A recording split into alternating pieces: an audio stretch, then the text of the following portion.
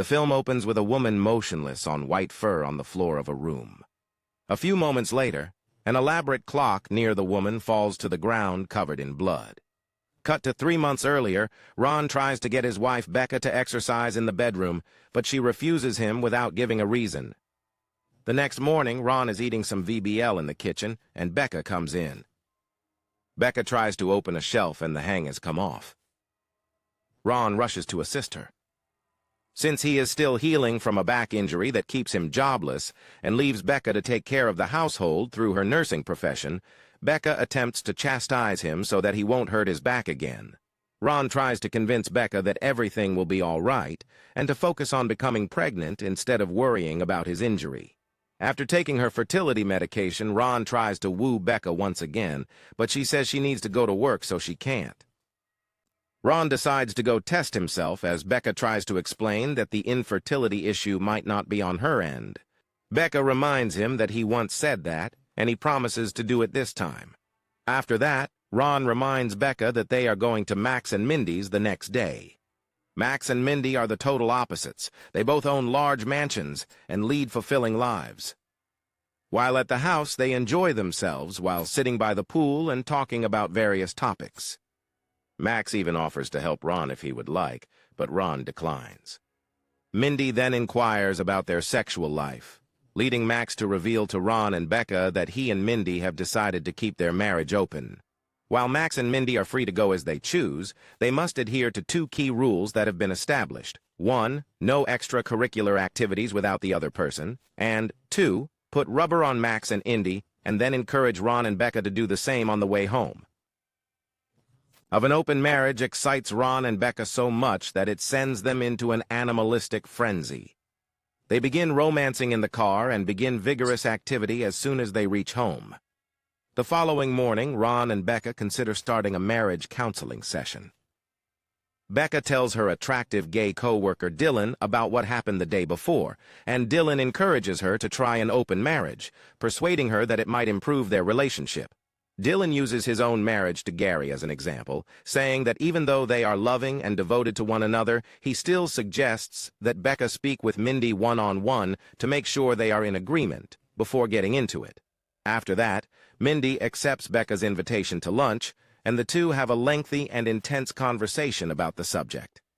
Mindy then tells Becca that she and Max are going to get a divorce, and that because they brought up the topic, it has brought them closer than they have ever been. Mindy makes an effort to persuade Becca to try the open marriage. An additional trip to Max and Mindy's while grilling, drinking beer, and talking, Ron tells Max that the results of his fertility test indicate that he has a 1% chance of becoming a parent. When Max asks whether he's told Becca, he responds negatively. Ron tells Max that he will tell her when he gets the construction job he applied for, so that Becca will know that he has made progress in one area of his life.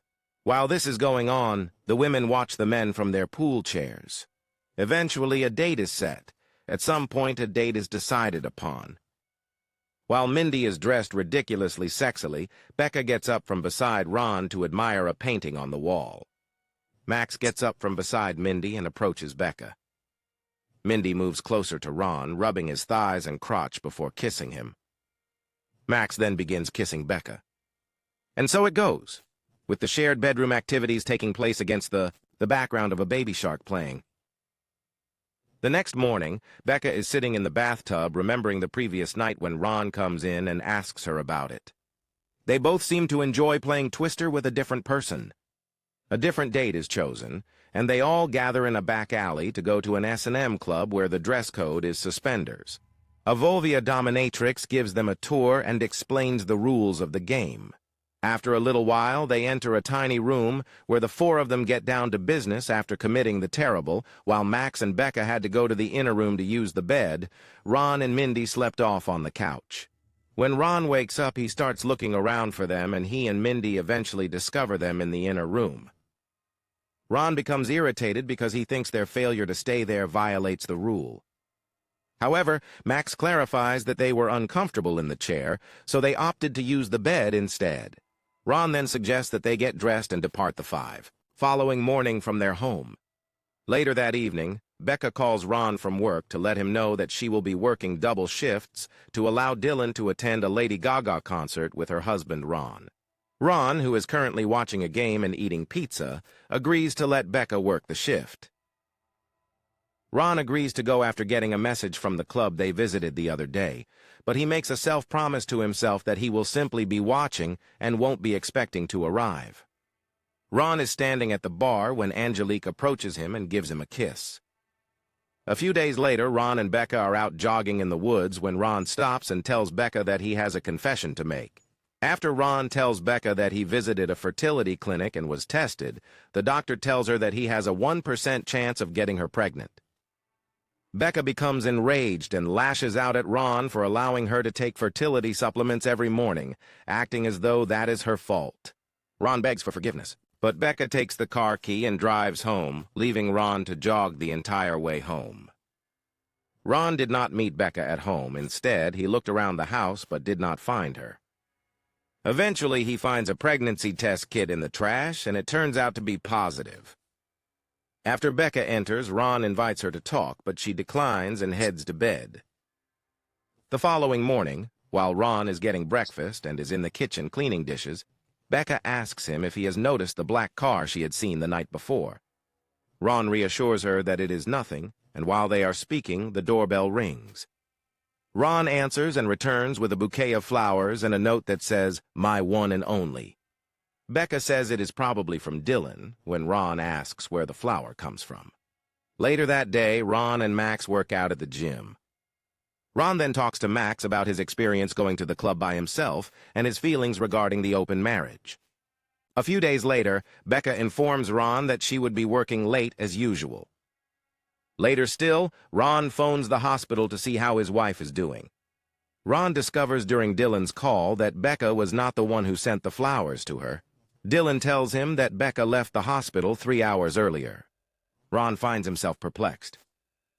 When Becca really does go to the club and see Max, she tells him she wants to end their relationship, indicating that it is not the first time Becca informs Max that she is pregnant and cannot continue with him. She then pleads with Max to stop sending her flowers, which Max denies that he did. Days later, Mindy throws a birthday party for herself. It just so happens that Becca and Mindy are wearing the same clothes. Max believes that Mindy is still interested in having sex with Ron, but Becca persuades him that Ron has moved on and is opening his own construction company. Days after that, another gift arrives at their door, a baby carriage with a spooky baby doll. At that point, Ron and Becca realize that someone is undoubtedly spying on them while having dinner.